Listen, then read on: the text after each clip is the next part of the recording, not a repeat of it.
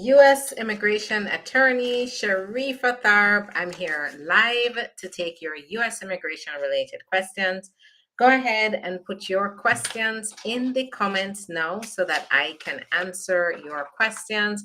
So I have a good topic to talk to you about today. I'm also going to dedicate some time to answer your questions. But earlier today, I talked about the Biden administration, some of the immigration changes. So earlier this week, I talked about the immigration changes that are coming after October 1st. I've already talked about the work permit adjustments. So they're speeding up work permit processing times, trying to alleviate some of the burdens of immigrants and the burdens that are now being transferred to cities that have to support immigrants who are waiting for their work permits. They're looking to speed up processing times, and they're also looking at expanding lengthening the time that one will have their work permit from 2 years to 5 years. Now, the concerning part about this was they talked about expanding their procedures and to remove more immigrants and do it more efficiently and focus on removing those who don't have a legal basis to be here. Now, a few weeks ago, I talked about also the immigration, the Supreme Court siding with the Biden administration on their immigration enforcement priorities. And it seemed like there was a conflict between the two, right? They're looking at expanding the number of immigrants that they're going to remove, but at the same time, they have a memo which is still in force. So the Department of Homeland Security, one of the memos called the Mayorkas memos, and they have three different memos: one for government attorneys, one for the judges and adjudicators, and then one for the so I say attorneys, the judges, and then one in general referring to how they should be approaching and immigration officers. So one for immigration officers, one for and then one for the adjudicators on how they should be looking at removal priorities for certain immigrants. And when I look at the both, when I look at the memos, and then I also look at the expansion of the expedited removal, there is not much of a conflict between the two as I thought before. Now, one is the expansion of the removal is referring mainly to expedited removal. Expedited removal covers certain individuals mainly, and I'll go over who are the expedited removal priorities.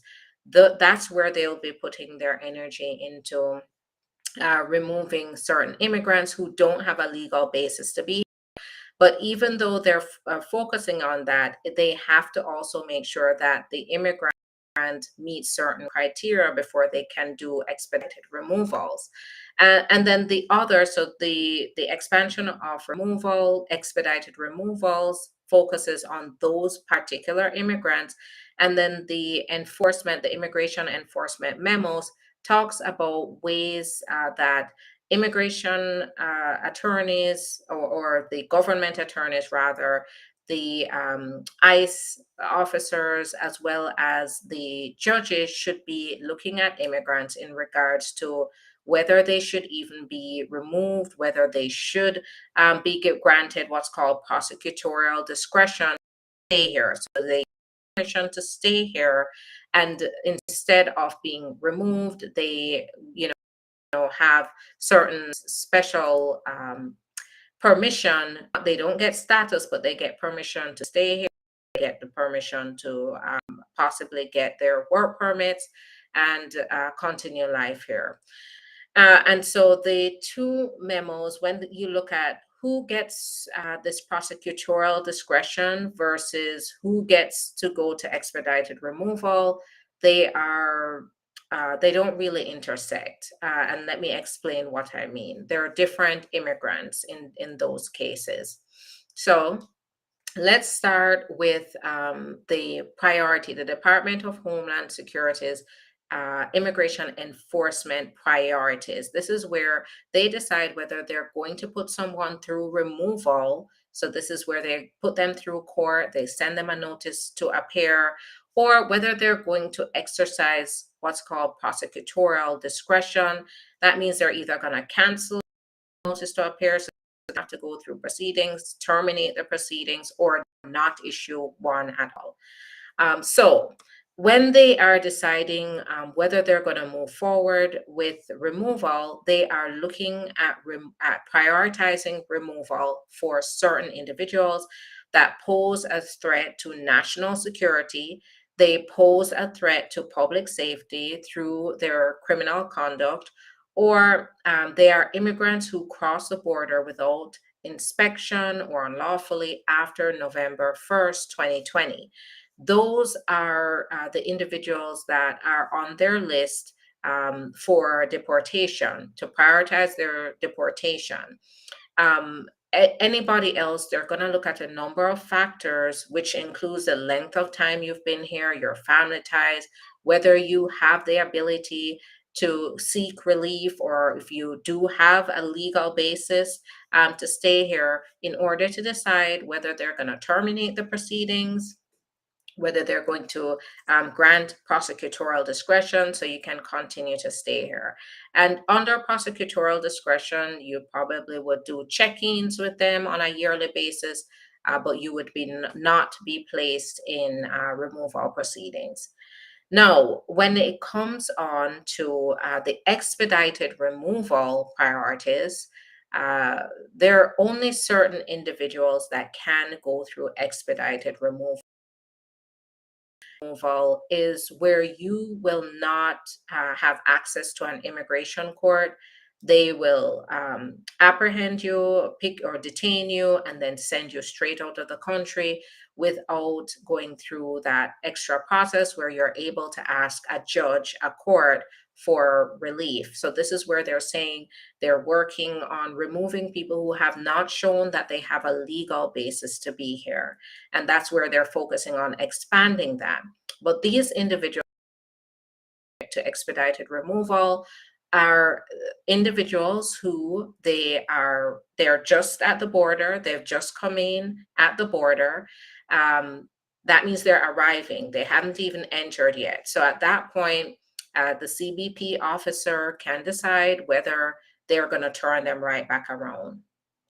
Other type of subjected to expedited removal is going to be an immigrant who entered the country without being admitted, or who basically came across the border without permission and have been here for less than 2 years. So if you've been here for more than 2 years, you cannot be subject to removal, expedited removal, where they pick you up, they send you out, right, within a matter of days. If you're here for less than two years and you did not come in with permission, then you can't be subject to this. Now, the other is if you are an immigrant who you were apprehended within 100 miles of the border, within 14 days of entry, then you're subject to expedited removal, right? So expedited removal applies to these three categories. So you've been here for a number of years, you cannot go through expedited removal. At the worst, you have to go through the regular process of going through immigration court, being issued a proper notice to appear in order to be removed. But this is where it works to the benefit of those who have been here for a while, is that they're going to be applying the enforcement, the new memo guidelines to decide whether they're even a priority for removal. So as you can see, it's in a nutshell, the expansion of the expedited removal is on recent recent immigrants who have arrived here. They have been here on, without permission. They came across the border without permission, and they failed to show that they have a credible fear of returning to their home country. So there's really no legal basis for them to remain, right? So if you are outside of the category there, you're not going to be subject to expedited removal. And in this case, the memo, the guidelines of immigration enforcement still stand, where they're going to look at various factors to decide whether they're even going to put you through immigration removal proceedings. So if you are a law-abiding immigrant, you've been here for a while, even though you don't have immigration status, that's where the enforcement guidelines provided by Mayorkas is going to be to your benefit, is that you're not going to be at the top of the list for removal. So that is what I had to explain to you, just so that it made sense, right? Because earlier this week, we talked about their efforts to expand the removal process for individuals, and now we know who they're going to be focused on, and that the previous memo still stands, that they're not going to be focused on law-abiding immigrants who have been here for a while, especially those who have been here for more than 2 years. And keep in mind, if you've been here less than 2 years, you still have to show. They still have to show to put you through expedited removal. They still have to show that you entered the country without being admitted or paroled, right? That means you weren't inspected. So if if you came in with a visa and then ended up overstaying, you're not subject to expedited removal either, right? So it doesn't cover expedited removal, does not cover one who has overstayed their visa and you've been here, despite how long you've been here. All right. So now I'm going to answer some questions. Now that I've explained this and it's now making a lot more sense, I'm going to go ahead and just answer some of your questions. So let's see.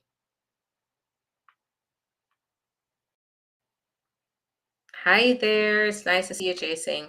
How long after the case approved do you get the green card in the mail in Florida? So I've seen it anywhere from 1 week to 4 weeks to get that green card in the mail. Hi there, it's nice to see you, and you're so welcome. I am so happy that I can give you information that's helpful to you. All right, put those questions in the comments because I'm here to answer your questions. So put those questions in the comments. If you got your work permit before the new law, does the 5 years still apply? So yes, so now keep in mind that the 5 years, you have the 2 years, but when you're renewing, you're going to get the 5 year. Assuming that at the time you're ready to renew, that 5 year timeline is still there, then you'd get the 5 year. No, keep in mind this does not apply to all work permits. It's for certain immigrants who are applying under certain, for example, adjustment of status, asylum, if you are an asylee, if you've gotten withholding of removal. These are examples of the individuals that will get the 5 year work permit. Now, I just filed for my husband and he got a 6-month visa to enter the United States. Where I was living when I filed his paperwork, I'm not living at that address anymore. How do you change the address? So, you are going to have to submit there. So if we're talking about being in the US, you're going to submit the AR-11 if you're changing the address of your immigrant spouse. If you would like to update your address, you probably have to call them. As a citizen, you have to call them and also make that update on your address. That green card and SSN can be sent to the new address. So let's see. Okay. Yeah. So now, if you're, as I said before, your spouse is now waiting for the green card, go ahead, change the address of your spouse using the AR11 form on the USCIS.gov website. But that's only if he's in the US applying um, for adjustment of status.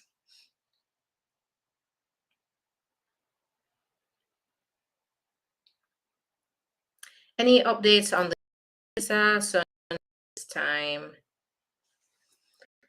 All right, keeping those questions in the comments. I'm here to answer your questions. So put those questions in the comments.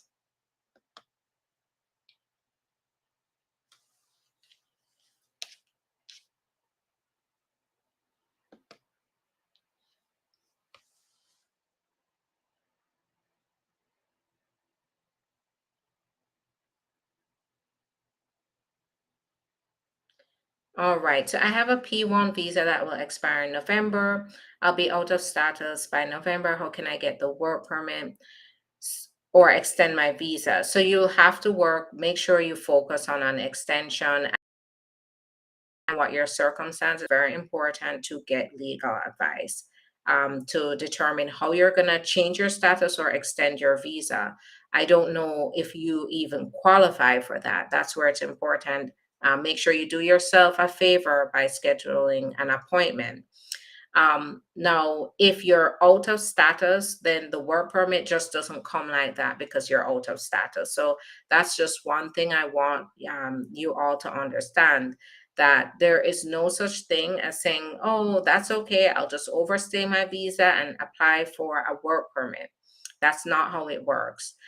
You have to, just like with everything else that you're applying for, you have to qualify. So, for example, you're applying to college, you can't skip all the education before college and jump straight to the to applying to college, right? You have to qualify, you have to meet the educational requirements. It's similar with the work permit in that you have to qualify in some way, whether through family, whether through employment, whether through humanitarian relief, like if you're afraid to go back to your country, and so you're applying for asylum and you can get the work permit that way, or you are the victim of trafficking, or and trafficking as in labor or sex trafficking. But it's not, that was a case where you could just overstay and get your work permit, I think everybody would be doing that. And it's just not that way. So, but what happens is when I take on clients' matters to get them their work permit, I've already done a detailed evaluation and I've determined that based on their background, based on their family relationships, in some way or for a benefit to get the work permit or the green card. So this is where um, making the investment and scheduling a consultation to figure out your options is a good idea, especially before you make any big decisions like overstaying. You want to make sure that it makes sense for you to do that and that you understand the repercussions associated with doing that. If you file for a family member out of country and you have waited past the time frame, how can you check if mail was sent? So you can now, if your family member is out of the country, if they're processing it at the USCIS, you have to get in touch with the USCIS. Maybe you can put in a case inquiry. Just depends on the processing time and whether you pass their processing times. You can call them to find out, make sure that you haven't missed any mail, and make sure that they have the right address. If you're outside of the country and now it's at the national visa stage, you're at the national visa center stage, you're going to have to contact the national visa center. Good morning. Would it be possible for my 20-year-old son to put in my documents? He turned 21 in January. So you must wait until he gets to 21. But the good news is you don't have long to wait. So your child must be 21 before they file. So at the time of filing, they need to be 21. Is it possible to expedite the work permit for a U visa? You can always ask for it to be expedited, and it just depends on the basis and whether, based on the basis, the USCIS will feel that it is warranted to grant you the expedite request. What do you do when your spouse no longer wants the relationship? You want a divorce. So for me, on my end, when I represent my clients, just simply getting a divorce does not entitle you to an immigration benefit because your spouse wants to divorce you, because that is permissible. But if there is some mistreatment in the relationship, if your spouse, they file for they want the divorce, but in the process they've mistreated you, manipulated you, controlled you, subjected you to verbal mistreatment.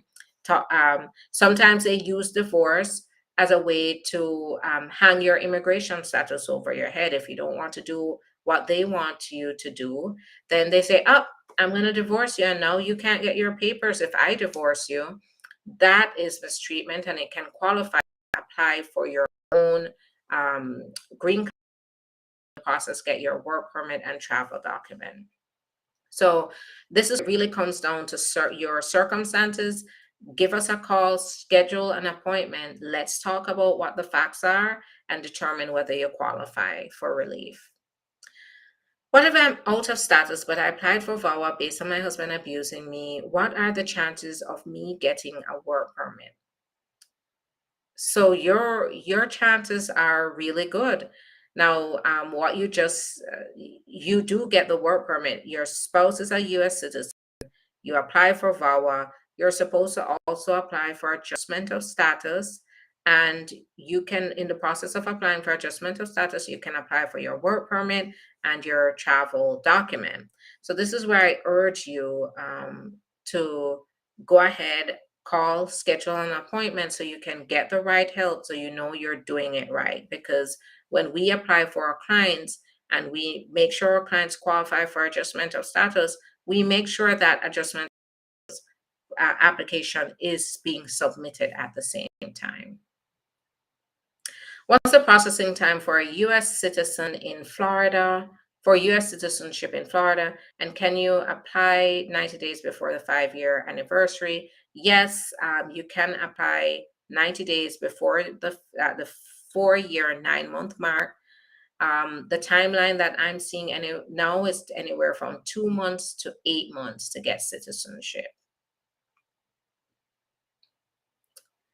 Applying for food stamps for my newborn, will that affect my green card? So it's as long as this is for your newborn based on their citizenship and their qualifications, then it will not count against you. But keep in mind that based on the current public charge rules, it does not, they're not going to use food stamps by itself against you, even if it was in your name.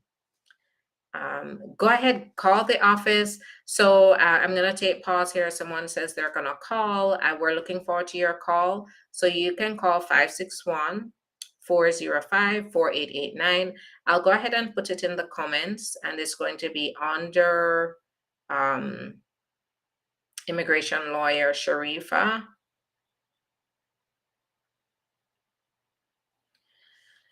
You can scroll through the comments and take the number down. Also on YouTube, Facebook, Twitch, you will see my number scrolling at the bottom of the screen there. Just write it down and give us a call. The staff will be more than happy to assist you with an appointment. Married to a U.S. citizen, doesn't have work and didn't file a tax, is she still able to file for adjustment of status? So if they require the tax returns to go with the affidavit of support, the affidavit of support is a crucial part of the application. Your application will not be approved without it. Now, you said she doesn't work. if she doesn't work, she doesn't make an income, and that is possibly why she hasn't filed a tax return, in that case, she can file this affidavit of support and explain why there's no taxes filed. Now, obviously, if she's not working, she's not meeting the income requirements necessary to apply for you. What in that case, you're going to have to find a joint sponsor who can step in to show their income and that they can support you in the alternative. Um,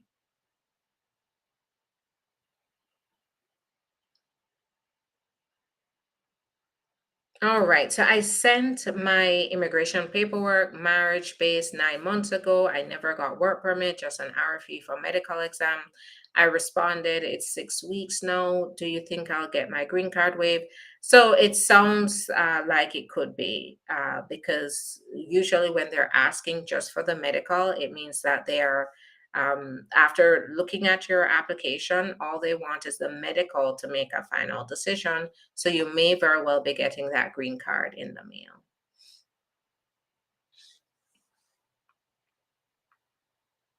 If my brother and I have different last names, can he apply for residence if we can prove by DNA test we are really a brother? Yes, absolutely. So if you can show that your siblings, even if you're half siblings, you can still qualify for the sibling petition.